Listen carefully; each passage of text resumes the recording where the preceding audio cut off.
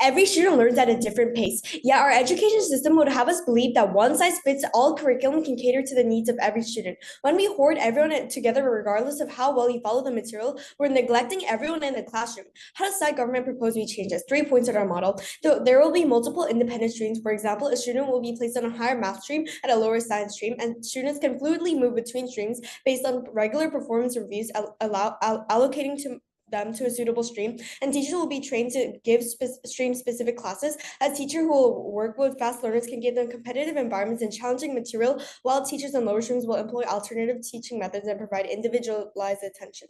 Now, moving on to our first argument about how we create a better educational experience. The status quo assumes that a curriculum designed at the average learning level of that age group will give everyone an optimized learning experience. This is inattentive and harmful towards students that fall above and below the bell curve. First, fast learners are forced to endure hours every day waiting for other students to catch up. Being exposed to this unproductive cycle from an early age demotivates these students and makes them believe that school is a waste of time. Students lose their potential and motivation and are dumbed down by a system that refuses to give them what they need to succeed. These are aspiring students who are brimming with potential, held back by this ineffective system which blatantly disregards the needs of smart and gifted students. On the other hand, slow learners have difficulty keeping up with the curriculum that moves too fast. The status quo refuses to give these students the space they need to fully grasp concepts. Rather, it forces them to quickly move on to newer concepts as the small gaps in understanding accumulate over years, creating large chasms in their education. By forcing slow learners to follow a curriculum that is too fast for them, we're blatantly setting up these students up for failure. We think that the status quo's failure to care for the students results in an inequitable curriculum that neglects a large body of students. Do you really think that education can be based on age only? Don't you think we need a proper solution to address the needs of young and aspiring students? That is what we're proposing, to give students the attention and resources to actually thrive in schools. By creating diagnostic tests to understand how well students are responding in the class, we create a more robust curriculum that can better cater to individual needs, which can be achieved by using age as a sole factor to determine what every student needs in a classroom. Now, moving on to our second argument about how we create better classrooms. First, mixed classrooms inevitably create teacher favoritism towards better performing students. Teachers are more likely to call out favorites, to read textbooks, share answers, and simply compliment their performance.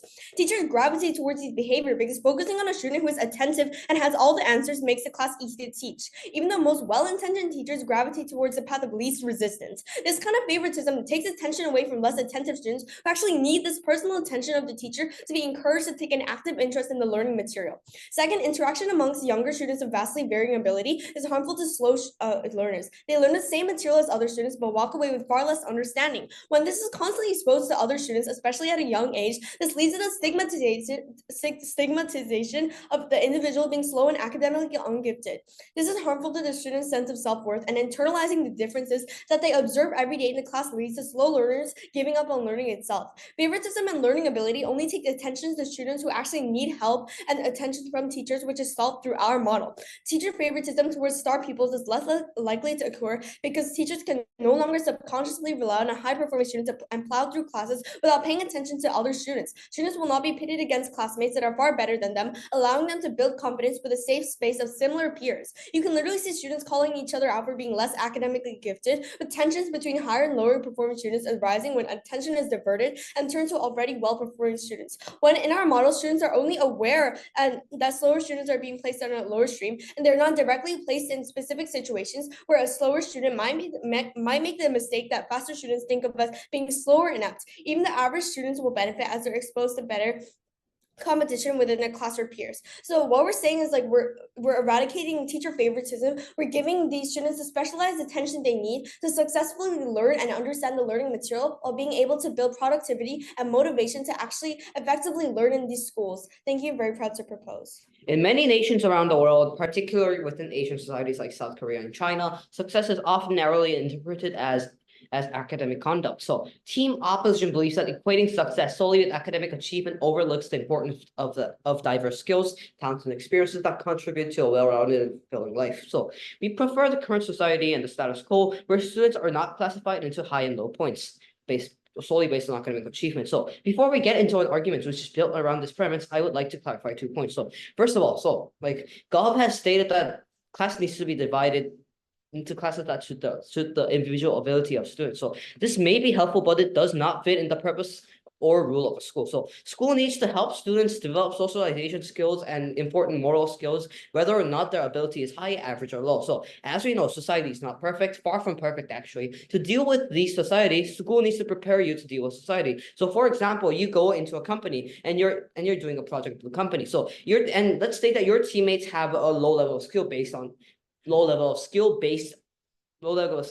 your own standards. So in our world, we'll be able to deal with this case as in our world, we do not have the class divisions based on ability, and these students will have previous experience dealing with situations like these. But in Gov's world, this situation will have a much more severe impact on the individual. And additionally, the Gov has stated how teacher favoritism will be eradicated under when this motion passes, but they are yet to mechanize nor prove actual points that are actually contributing to this point. So first of all, now moving on to our two constructive. So our first constructive defines the idea of academic streaming that undermines fundamental goals of primary education. So the aim of primary education or even secondary education is to provide a well-rounded foundation for all students, focusing on holistic development, including social skills and nurturing a diverse range of abilities and interests in young children. So academic streaming contradicts these goals in two ways. So A, it often relies heavily on numerical factors like test scores to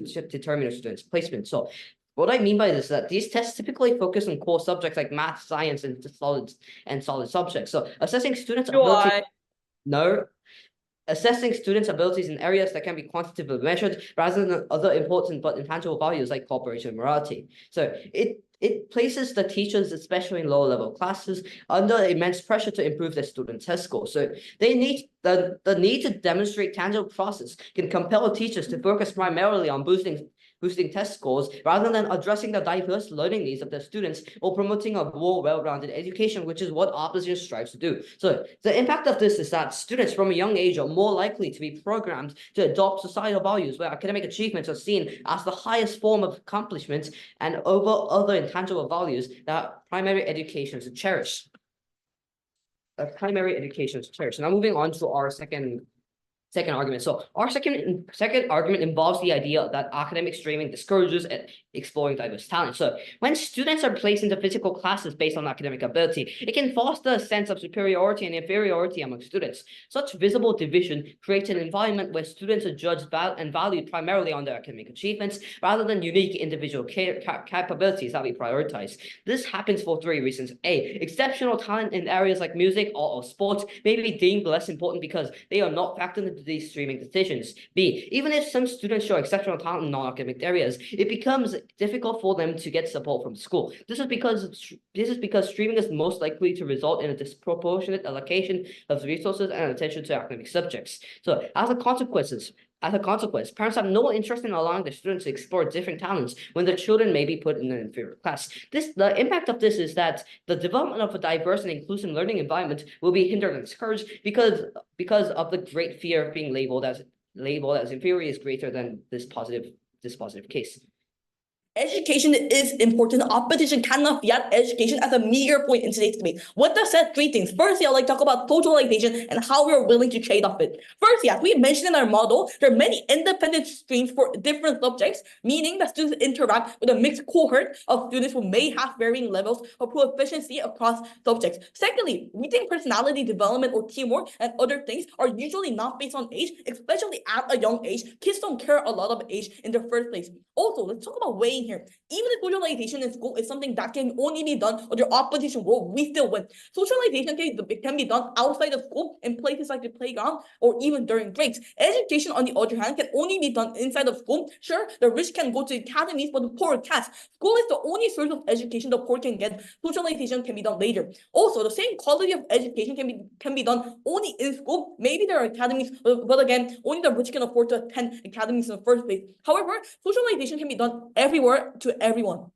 Also, we think that socialization is only important to the rich. Let's look at this from a realistic standpoint. What's the point of being able to socialize with people and talk to people if you do not have a good job? Judge, it is more important to enable the poor to step up the social ladder than for them to make friends. Side prop opposition may say, like, this characterization to extreme. However, to the poor who cannot go to expensive academies, talented and advanced classes are the only way for them to get a good education and to stand out. We see that this is an exclusive harm under their case. They cannot be at this as a meager point. Also, they talk about these so-called like toxic competition, etc. Right? Like, firstly, know that this is not mutually exclusive. Competition exists because kids want to go to good colleges like Harvard. Kids will still care about grades under their case as well. And also, we think it's a fairer competition since competition under opposition world is worse since unintelligent kids cannot adapt. For instance, the whole class is learning calculus, but you're like still stuck in pre-algebra and you barely understand pre-algebra. It is an unfair competition under our side. Under our side, competition is made within a similar stream, which has encouraged kids to go to a better stream in general. Also, we say that the gap in academic level doesn't disappear when you cram the kids who's already studying pre-calculus into the same classroom as the kid who barely understand pre-algebra to learn the same lesson. Rather, this wide gap becomes much more glaringly obvious under opposition as the students are forced to compare themselves on a daily basis, taking the same test, struggling to the same assignment that their like peer beats through, and etc. We would argue that this is much more toxic to the children that are being placed into classes with others that are on the same similar level in general. Also, the second construction of Ella's point doesn't just make sense. They talk about like they're good, like some like talented such as music, art in general. We're still teaching that. It's not that we're bailing us out. All those other subjects are also going to be counted into this so-called academic stream. I don't think opposition really read the motion in the first place. Third constructive on how we make public education better. First, we think that our current model doesn't know how to teach the teachers a task. All teachers have different strengths.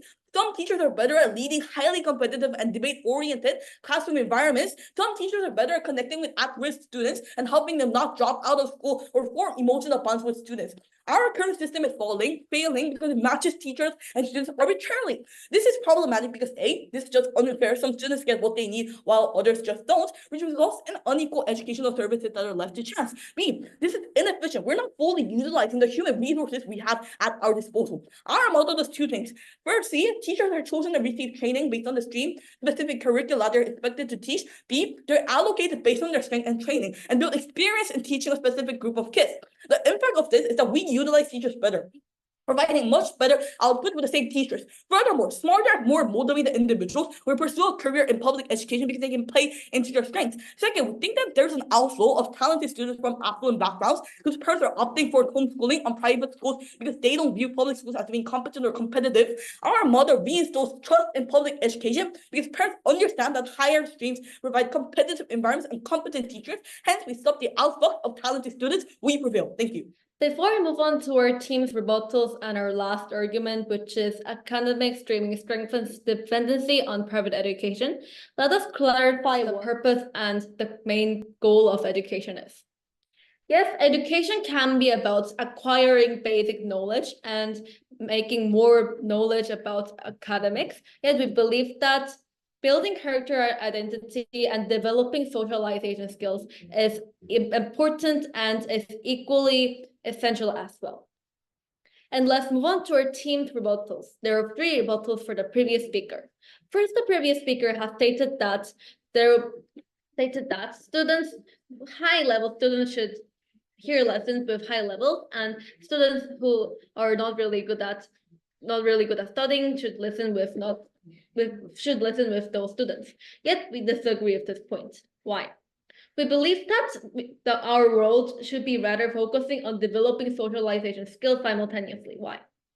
From kindergarten through college, schools provide small society to the students. Learn to develop their characters, develop their identity, and learn to socialize with other students who are coming from diverse family and cultural backgrounds. No. While engaging with teachers, friends, parents, and other educational stakeholders, students learn a few different social roles and learn political socialization. And we believe that after these students go to college, university, and companies, they should learn the ability to socialize. The world is not perfect, and they should learn how to socialize with other people who are not perfect and who are not really good at studying. And let's move on to our team's second rebuttal, which is teacher favoritism. They said that if we do not follow the motion, teacher favoritism will exist. Yet they did not show the process of how this would not happen when we still follow the motion. And we believe that this is an inclusive harm. Even if academic streaming is progress, we believe that there would still be teacher favoritism. Teachers would like students who are in the namely superior class. We believe that teacher favoritism would better increase. Why? If the line between high, average, and low class are more clearer than the status quo, which is when we follow the motion, students would be ranked in number. And let's move on to our team's third rebuttal, which is they stated that there will be less pressure when we follow the motion. Yet we disagree. When we compare the world between their world and our world, they have stated that students would be their world is students being ranked in number and quantity of exam or assignment score. Yet in our world, students try their best to develop both academic social skills, which are both important for the future. And we believe that there is less pressure when we do not follow the motion, because rather there will be more dependency on private education, as we will state in our last argument. Let's move on to our last argument. Academic streaming within public education systems can strengthen the dependency on private education. When students are streamed based on perceived academic abilities, those placed in lower streams may not receive the same quality of education or opportunities as those in higher streams. This disparity often leads parents to seek private education as an alternative, believing it offers a more tailored and superior educational experience for their children. We recognize that such happens in the status quo as well. Already in countries like South Korea, parents spend a significant amount of money on ensuring that their children get straight A's from a young age. The problem of academic streaming is that such twisted social narratives are strengthened because our educational system officializes and normalizes the superiority and inferiority based on academic performance. The impact of this is that even if the academic streaming model achieves a minimum amount of success in providing tailored education specifically to the underperforming students, our society will continue to glorify only the advanced classes, strengthening dependency on private education. And we believe that since the government team has only stated the benefits of academic goals and we have stated both academic and socializing benefits, we believe that we proved our goal more well, and we believe that we are extremely proud to oppose. Thank you. Judge, directly moving on to our first clash, which side better transforms the educational system to be more efficient, right? Before we elaborate, though, we would like to emphasize the importance of education and academics. There's nothing wrong with paying attention to your grades, right? Owning up to your academic capabilities and flaws will lead to a healthy habit being developed of getting better than your past self. That is what school is for, improvement. Education is what prepares you to be an all-rounded individual to fit into society, and being able to pinpoint your strengths and weaknesses can help you find yourself and your future. Now, Judge, the other side stated that children shouldn't be sectioned off through academics as there are many other skills. However, we disagree because, first of all, most of the skills are covered within the academic courses. There's athleticism, and there's also art skills, and there's literacy, and a lot more. The other side states that schools should be fostering skills of dealing with socializations with peers. We do agree with this point to a certain extent. However, schools are supposed to foster competition, and we find a balance between competition and comparing children. And especially now that it is made clear that the school's purpose is to teach, we will further elaborate on how we do better in this. If schools are to really prepare children for adulthood and the future, it is more important to be taught how to deal with pressure, competition, and perseverance rather than making friends, which is actually very easy to do. This is referencing to our second argument, but we say that with the point about discrimination, our DPM has already talked about the stigmatization of lower students in the same classroom is worse and more visible than the distinction between students of different streams and/or classes. If there were to be a student that was falling behind in the same class as a group of excelling students, the average one would be the odd one out. The other student already excelling in this topic would clearly during class belittle the student or make them feel worse about themselves. This leads to focus being driven out of the workspace, as well as a fear of asking questions or making mistakes, which lead to development. Now about the poor people, they would still have access to good education only on our side. It's not that they are not suited for the same classes as excelling student, whether it is their fault or not. We will further explain this later, but to directly respond to the other side saying that we need to prove why streaming is necessary. First of all, we say that we will maximize the potential of all of these students. 2 points in this. First of all, about tailored education. Not all students are going to be able to keep up with the school curriculum that is made for their age, which is like estimate, right? Especially in modern day society, students are Students that are still falling behind are forced to move up without grasping the concept and just like baking their understanding. And also, we would also like to state that not all students are as slow as their peers. The ones above average are being held back from developing, so what's the point of them even trying hard anymore? We promote fluidity and flexibility, which also helps each individual student to find their weakest and strongest suit. Our second point about this is public education. Currently, in the status quo, the teachers are not utilized to their full capacity. All teachers are different in terms of strength. Some are better at leading competitive classroom environments, while some are better with connection. And now the current system is failing because students and teachers are not matched properly. How do we change this? 3 ways. First of all, teachers are trained based off of the stream that they will teach. Second of all, allocated based on training and strong suits. And our impact would be that there will be better output with the same teachers. Now, moving on to our second clash, which side better motivates all students? The other side claimed that the students of lower class streams would have less motivation. However, we say that this is the complete opposite. First of all, even if the lower stream students are lacking in motivation, at least our side would not be lacking in providing at least adequate education for the whole population, right? Not only that, imagine the frustration and unbearable struggle and isolation the students would go through in class when they're too afraid to raise their hands or speak at all, struggling in a pit in their own, right? Now, the other side also said that the other side also leads to more demotivation, because if excelling students are excelling because they are giving academics their full attention and time, they deserve to be given the educational curriculum that actually educates them. The school's purpose is to teach these children, but if the smart students aren't learning anything new, yet the poor are walking away with nothing in the head, who actually benefits from this? Now, our previous speakers already talked about how we lead to more effective education, but now for our comparative of the long term. So in the short term, the other side students may be a bit more motivated despite it being highly unlikely, but at least in our case, there will be an equalization of education, and everybody, not only the privileged like the other side assumes, will do better, which leads to more productivity in society. Thank you. As the speaker of this debate, I would like to organize my speech with 2 important questions in this debate, and I want to explain you why we should take this debate at home, and rebuttals will be included in the clashes. Now, before I move on, just one thing that I want to clarify. I think the debate itself really judges on the way that how do we define the meaning of primary goal of education. Now, the way that we define primary goal of education is not educations are not really about the competing. We don't want to focus on competing, but they shall rather focus on the way to teach they shall focus on teaching the way to live in a society.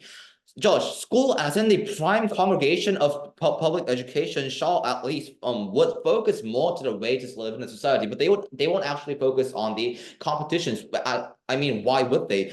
We believe that they do not provide any reasons why public education shall compete, and therefore we believe that throughout this during the battle of characteristics and definition, I think we took this debate. Now, moving on to our questions. Our team's first question is on whether academic streaming is in line with the primary goal of education system or not. We've pointed out that the primary objective of any education system is to provide a learning environment that maximizes the potential of every student, especially at a young age. Prime Minister showed you that there is inherent structural problem that still exists in the we believe that. So basically, we believe that it's on the way that we believe. Now, just the thing that we want to say is geniuses will not study on. Genius is not the way. We believe that on our society, just to compare, geniuses will study the way, but at least will study at their way, but at least it will in our world in our world the students will find talent, but not in their world. Just few things to clarify before I move on. Yeah, sorry. The first question that I want to ask is academic streaming is in line with the primary goal of education system or not. On side opposition, we reject the premise that schools education shall primarily focus on the academic aspects. Rather, for young students who are still in the process of learning basic skills necessary for life, we would argue that on holistic development for young children is the most important value. Our first speaker gave you 2 specific analyses why this value academic streaming.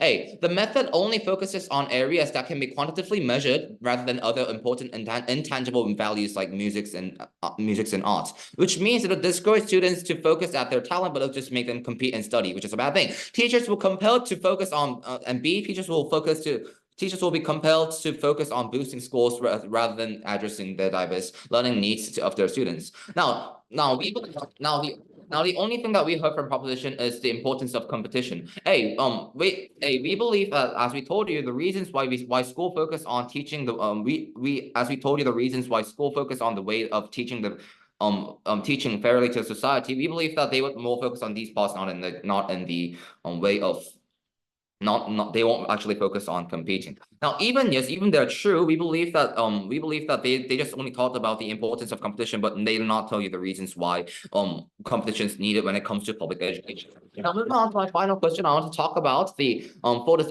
impact of academic streaming and whether it is worth to support or not. Now, our teams pointed out one problem that can come from the academic streaming. It creates environments that cannot appreciate diversity. Okay, we told you that placing students into different classes based on scores leads to visible division, where students are judged and valued primarily on their academic achievement. In such contexts, like non-academic talents that cannot be put into numbers will be deemed less important. Okay, we also told you that the schools are less likely to allocate the resources into these areas. And finally, we pointed out that from the perspective of the parents that they have no interest in allowing their students their child to explore different talents when they may be put into inferior classes. Studying in society does not mean you're now only going to work with the geniuses. You're going to work with diverse people, and that's a thing that we really want to appreciate. Very proud of the post. As the reply speaker of this debate, it is my pragmatic job to prove why we have won this debate, but it seems like my job is unneeded, as our whip and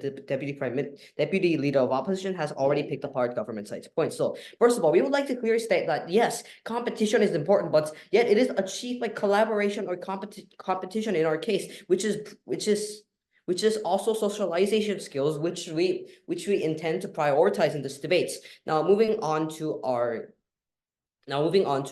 body. So firstly, we believe that if Gov's case happens, the world will go along the premise of if low-level students are dropped into low-level classes, Gov has the completely blindsided belief that these students will be motivated out of nowhere, might I add. So this case is just extremely unrealistic, as the reason why these students are at a low level is because they lack motivation. Sure, there may be some students who will take this as a positive reality check and try to advance to a higher class, but most students will take this as a negative reality check that makes them think that they absolutely suck and are at the bottom of the bunch, which means that they'll be discouraged even more and have even less motivation than they already have. Secondly, Gov has stated that teacher favoritism will be slowed and go away. So this argument is just as useless as a donkey in snow. So what I mean by this is that teacher favoritism will actually not go away. And like having favorites